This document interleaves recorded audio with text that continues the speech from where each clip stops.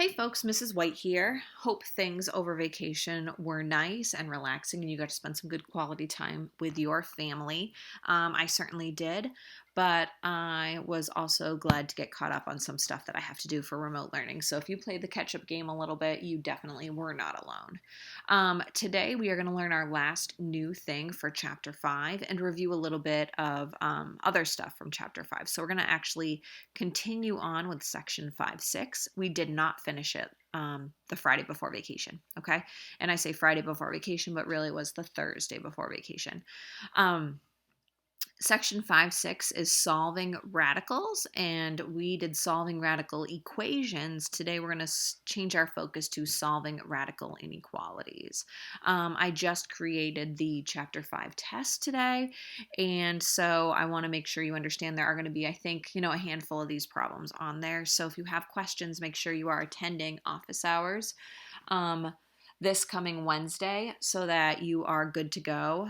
We will be doing a review. It will be released on Thursday for you folks, and then the test will be the following Monday. And if you want to start the test right after the review, like that Friday, you're more than welcome to.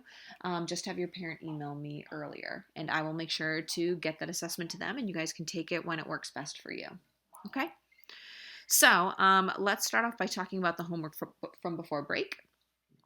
Here are the pictures. You had 23 through 47 odd to do in your book. And if you looked in the back in the R pages, maybe you already checked your answers. If not, I have them all up here.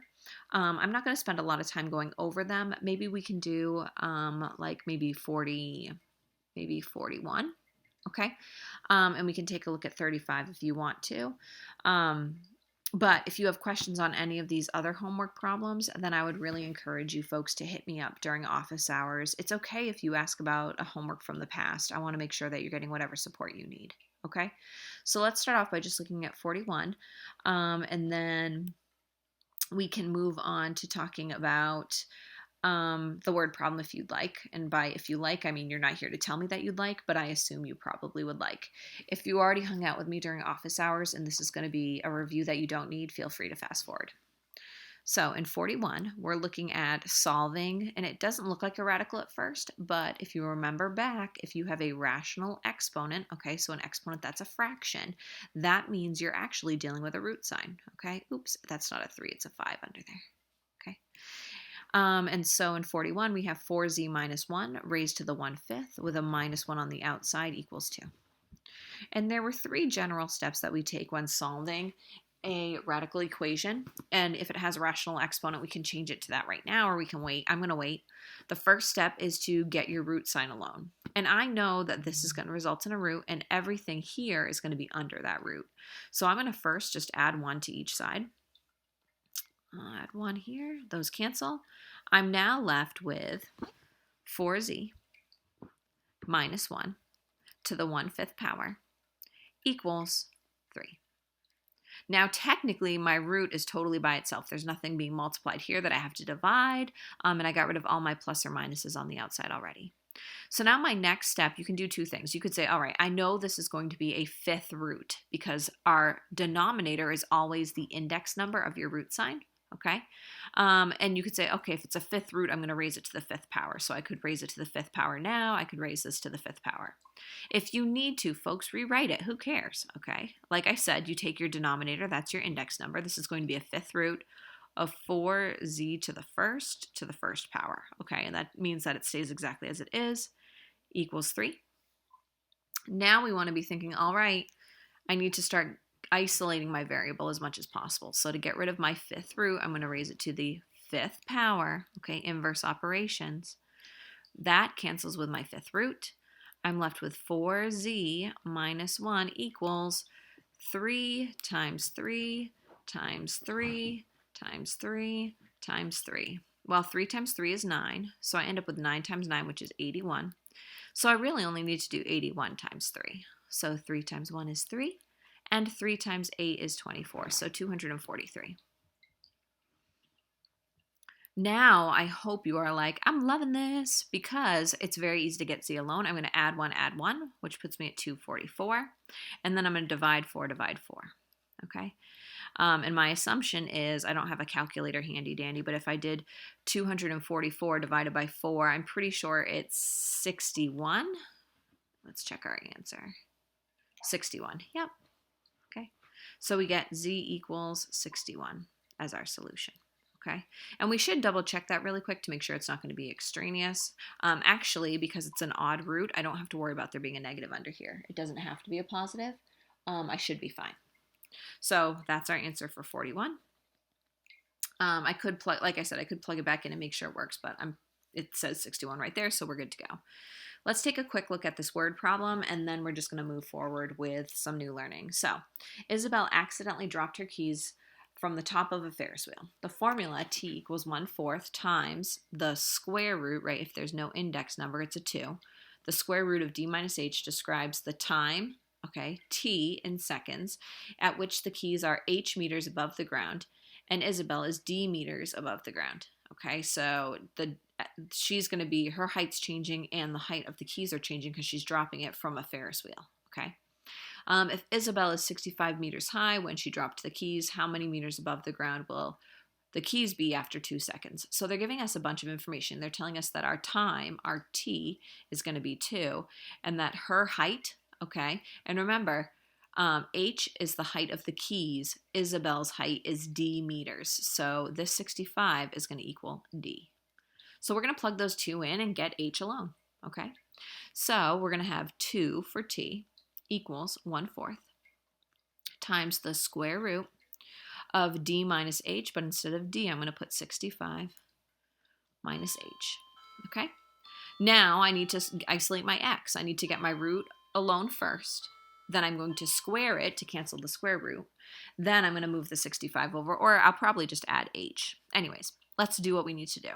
So you might say, okay, this 1/4 is being times by this. So to cancel, I'm going to divide.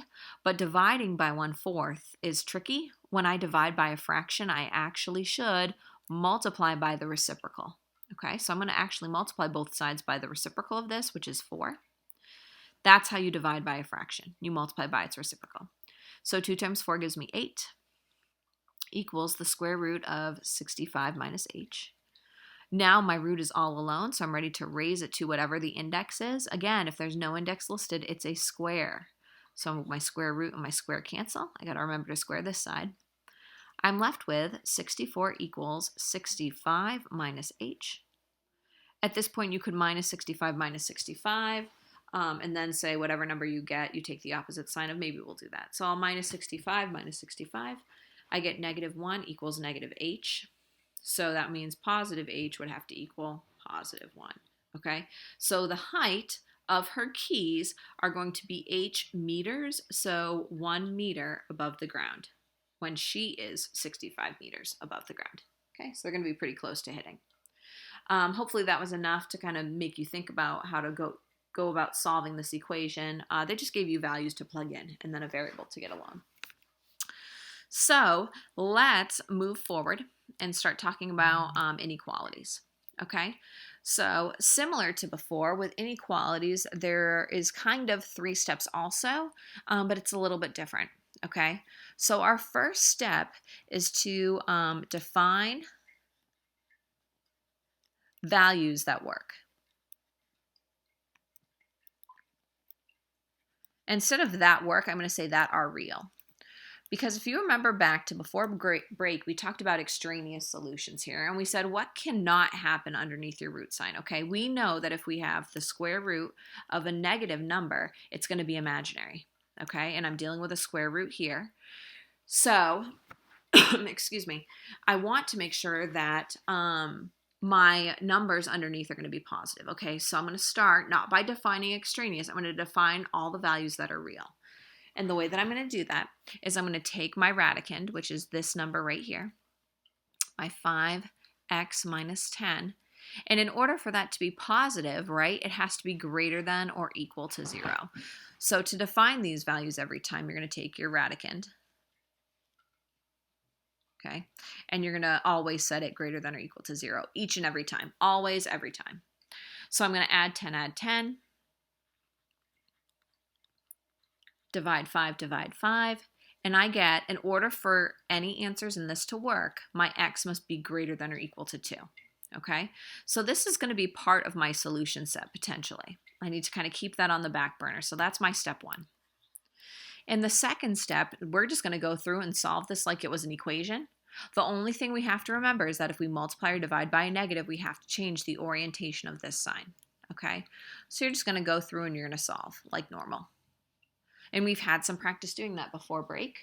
And that's why we're not reviewing solving a lot today, because we kind of do it when we do inequalities. Okay, so I currently have 3 plus the square root of 5x minus 10 must be less than or equal to 8. So my goal again is to get this x alone and positive. I'm going to isolate my root sign. So I have square root of 5x minus 10. Now when I subtract 3, I don't have to change the sign. Again, it's only when I multiply or divide by a negative. 8 minus 3 is 5.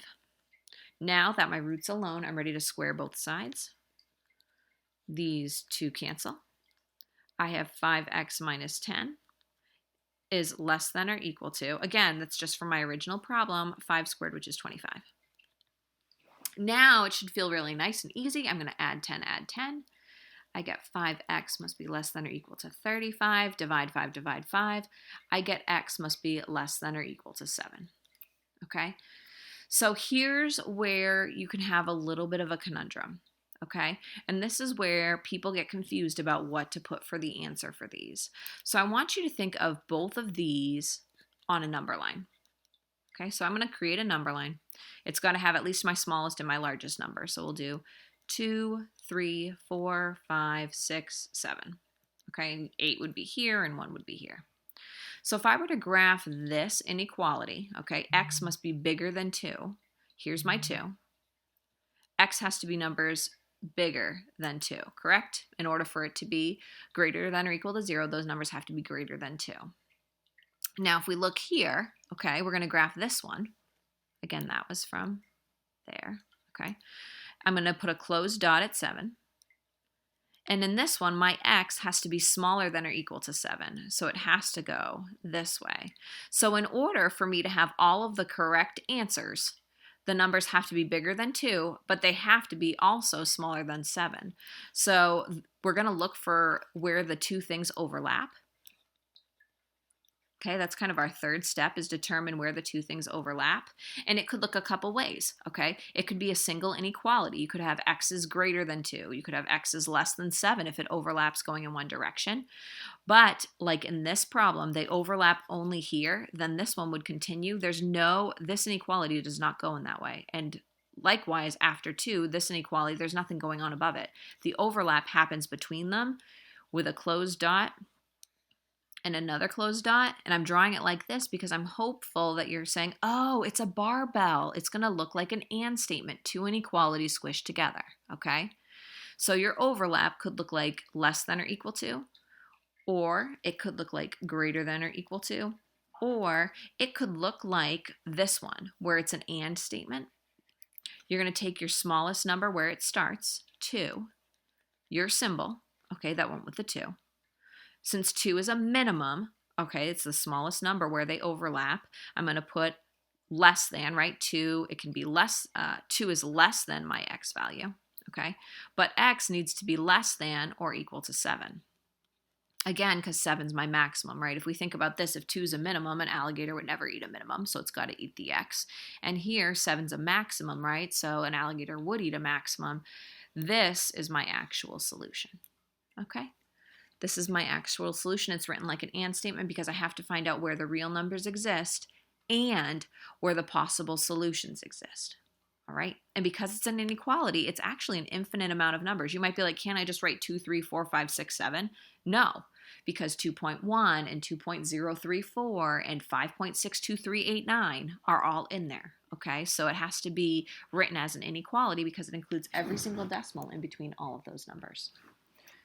So let's do a couple more practices of these. You can see my presentation isn't very long today because I'm just going to go over this and then we'll do a couple practice problems of this, and then we'll talk about what your homework is.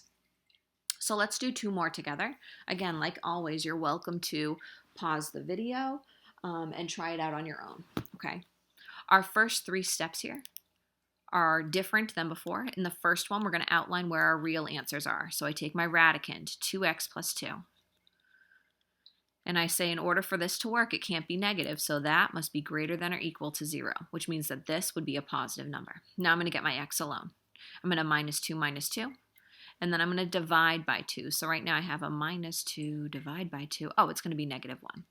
I did not divide by a negative, so it stays as a greater than symbol, okay? So in order for this to work and not have an I, my x values have to be greater than or equal to negative 1, okay? Now I'm going to go to my second step. And my second step is just straight up solve it, okay? So I'm going to start by minusing 1. I'm going to have 2x plus 2 as greater than or equal to. Again, I'm just taking that sign because I subtracted, so it doesn't matter. 4. Now I notice this is a square root. All of our inequalities are going to be square roots, okay? So hear me. The other solving ones, we had cube roots and fifth roots. Here you are only going to have square roots, okay? So we're going to square both sides. I have 2x plus 2 is greater than or equal to 16. Now this is nice and quick and easy. I'm going to minus 2 and then divide by 2. So when I minus 2, I get 14. When I divide by 2, I get 7. Okay, so right now I have these two things. My last step is to look for where the two inequalities, this one and this one, overlap each other. And you might be able to kind of think about it in your head. But for me, okay, I would encourage you, if it's tricky for you to understand where the overlap is by just looking at it, I'd make a number line, okay? Here's my negative 1. Over here is positive 7, right? 7's bigger than negative 1. Here I would have a closed dot at negative 1. And my x's have to be bigger than it. So it's going to be going in this direction, okay?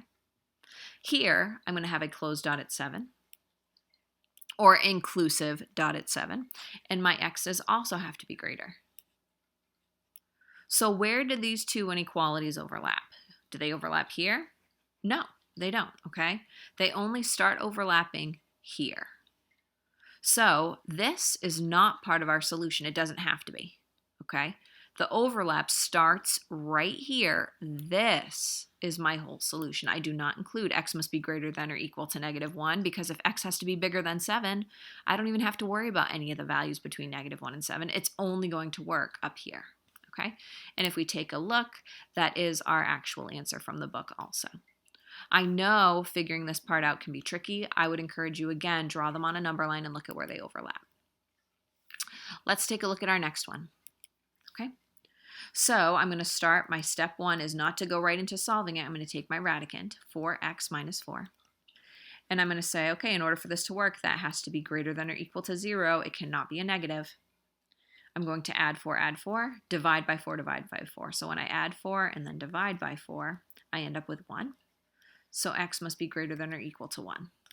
That's kind of like what I just need to remember.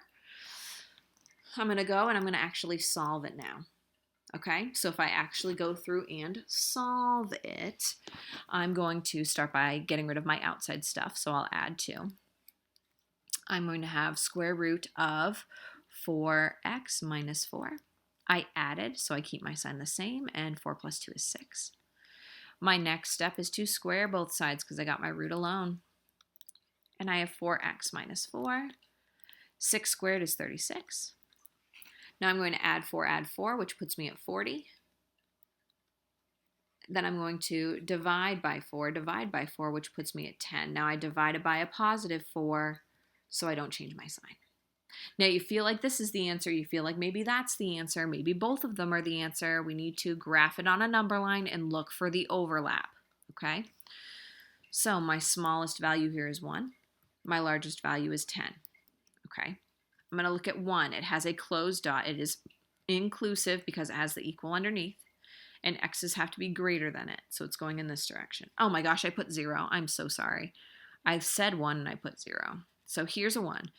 1, closed dot, at 1, x must be bigger than 1. There we go. Now I'm in the right direction. If I look here, x must be less than 10. There's no equal here, so I'm going to do an open dot here. And x's have to be smaller than the 10, so it's going this way. So if we look, the only overlap happens between these, right? This chunk and this chunk right here. That means I'm going to write it as an and statement. I start with my smallest number, 1, okay? It has the equal to, and 1 is a minimum, so the alligator would not eat it. I'm going to put my X. Next, over here, I would have my 10. This is an open dot, okay? It's an open dot, so I'm going to keep it with an open dot. 10 is a maximum, so the alligator would eat it, okay? And I leave it just like that. There's my solution, okay? All the X values that are between 1 and 10 are going to work, and it can include 1, but it cannot include 10, okay? So hopefully that kind of makes sense, and these 3 steps aren't too atrocious. If graphing them is tricky, then slow down at the graphing them, all right? What I have for you folks is 6 extra practice problems. Okay, and I don't think we'll go through all 6 of them. Maybe we should just take a look at a couple of them. Let's do this one right here, maybe. And let's do the one below. So what I want you to do is, I don't want to make this video super duper long, and you can show up for office hours if you have a question. Let's pause the video. I want you to go through, solve this one, okay? I'm going to solve it. I'm going to put my work up, but I'm going to fast forward it so it's going very quick. And then I'll talk you through it and we'll look at the answer, and then we'll do the same with this.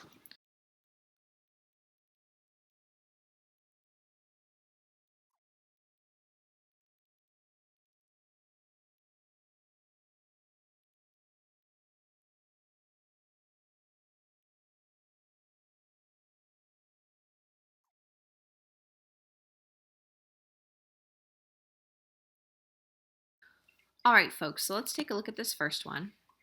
Our answer is -4/3 must be less than or equal to x, which must be less than or equal to 77/3. So I'll talk you through my work. My first step was to look at my inside and determine where my real solutions are going to exist. So my inside must be greater than or equal to 0 because it can't be negative. So I subtracted 4 and divided by 3 and got that x has to be greater than -4/3. So I put a closed dot here, and x has to be bigger than it, so it's going to go towards the positive numbers. Next, I looked over here at this orange problem. Okay, actually, I just said I was going to solve it, so I added 5 and added 5. And then I just did my normal stuff to isolate my radical and then solve for it. So I squared both sides, subtracted 4, divided by 3. This fraction does not divide nicely. 3 does not go into 77 well, okay? So I just left it as a fraction. Who cares? And it's like 20-something, okay? It doesn't really matter. It's a positive number. It's going to be way over here. My x's have to be smaller than it, so this line's going in this direction over here. So the only spot where they're going to overlap is in between. I'm going to write it like a barbell problem. Okay, they both have an equal sign. This is my minimum. The alligator would not eat it, but it could equal it, closed dot, and there's an equal here. And then here's my maximum. Again, the alligator would eat a maximum. It's a closed dot because this was an equal sign too. Okay, let's take a look at the problem right below it.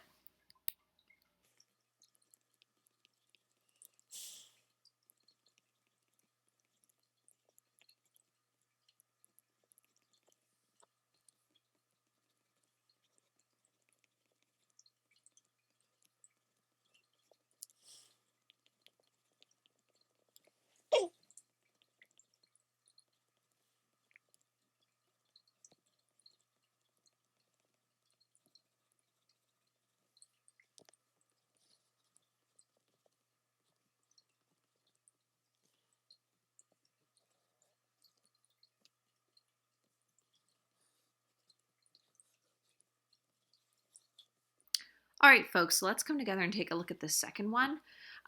We can see that our answer is, let's make sure we did this right. X must be less than or equal to -11. So X must be less than or equal to -11. Perfect. First things first, I need to define where my positive numbers are going to be. Okay, not positive, excuse me. Well, yeah, positive and my real solutions, right? In order for them to be real, they have to be positive.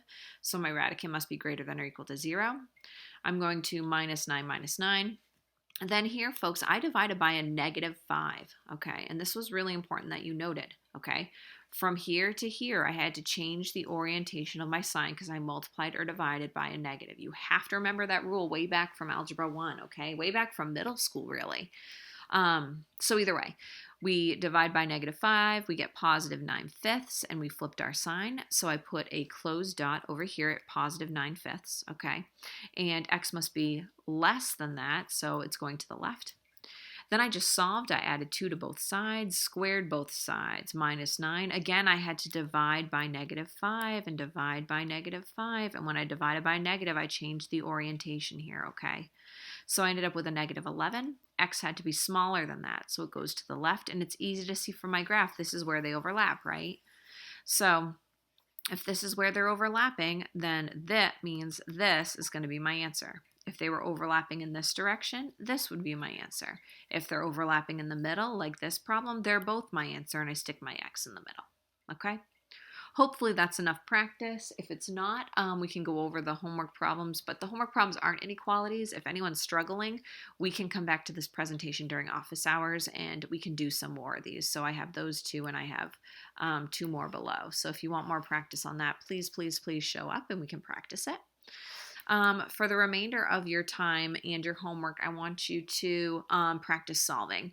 And the reason why I'm not having you do a bunch of inequalities is because these are only practice with square roots, right? I really want you to get more practice, especially with our test coming up, with different roots besides square roots. And solving is part of this process. It really just has an extra step here and there. So by practicing solving, we're really practicing the other piece and part also. So these are the 2 documents that I have uploaded to Google Classroom. This is one sheet. This is a separate sheet. You can feel free to do the coloring by number if you want to. If that just seems like extra work that you don't want to do, then don't, okay? But if you're like, hey, I got some crayons or some markers and I feel like zoning out and watching Tiger King and just doing some coloring with my math, then have at it, okay? Have a little bit of Zen coloring time if you so desire. What will happen is you'll solve the problem here. You'll solve all the problems here, and then you're going to match them up. So like, for example, let's just do one of these. I'm sure you're looking at this problem maybe, and you're thinking it's pretty rough, okay? So let's go about, maybe we'll just solve this, all right? Again, this is not an inequality. It's an equal sign, so I don't have to worry about the radicand, okay? I'm just going to start getting this root alone. This problem isn't that bad. The first thing I need to do is get rid of the denominator. So I'm going to times by -3 on both sides. And instead of writing it all out, I'll just put that I have a -6 over here now. Okay. I'm going to, those are canceled. I'm going to now -1, -1. So if I'm at -6 and I go backwards one more, that actually puts me at -7. So right now I have a -7 over here. That's gone, and that's gone. So now I'm going to square both sides, right? It doesn't say the degree number. If it had a 3 there, I would cube both sides. If it has a 4 there, I would fourth both sides, which means you times it by itself 4 times, okay? This doesn't have a number, so I'm going to square and square. And I'm going to be left with 49, which is -7 times -7 equals 29 minus 4x. I'm going to minus 29 minus 29, which gives me 20. Equals -4x. I'm going to divide by -4, divide by -4. It's going to give me -5 equals x. Okay, so that's my answer, -5. One of these over here is also going to result in -5 as an answer. So let's say, I don't think it's this one, but let's solve this one. Maybe it is. Actually, I don't even, yeah, we'll just solve it, just to solve it. I'll make your life a little easier. Let's add 1, add 1. I end up with a 2 over here. Equals this root. It's a 4th root, right? So I need to raise it to the 4th power to cancel it out. I'm left with 3x minus 26 equals 2 times 2 times 2 times 2. So 2 times 2 is 4, times 2 is 8, times 2 is 16. So it's going to give me a 16 here. I'm going to add 26, which will give me 42. So I have 3x equals 42. Divide 3. I'm going to get that x equals, 3 goes into 4 once with 1 left over. 3 goes into 12 4 times. So x equals 14. So it would have been great if I randomly chose the one that would have matched to -5, but let's say this one equals 14. That means everywhere number 1 is, I'm going to put the color orange. So I'd come over here, here's number 1, I'd choose orange, and I'd color it up. Now I'm pretty sure 1 is not orange. I haven't solved that one, but again, I'm pretty sure it's not. There might be more ones in here. You can take a second and kind of scan through stuff. Maybe that is the only one. Number 1 right in the middle there. Okay. And then I color it. So the idea is that you're actually kind of doing a lot of problems. You're doing all of these and all of these, but the more you do, the better you'll get at it. Okay. If you choose to not do the coloring sheet, then I'm happy to get just this with your work. If you do the coloring sheet, I'd like both. The coloring will make me happy, and just to see all the colors would be nice. Okay, you do not have to do the coloring sheet. That's just a little add-on to make this a little bit more fun practice. Okay, I did not post the key, but I will have the key available to share with you if you want to during office hours. If not, I can release it to you folks Monday morning. Okay, that way you can check your answers. Not Monday morning, excuse me. After it's due, which would be Thursday morning. All right. If you have any questions, please email me. If you have any math questions, please show up for office hours. Okay. I'm going to sign off. I will see you folks later. Have a good one.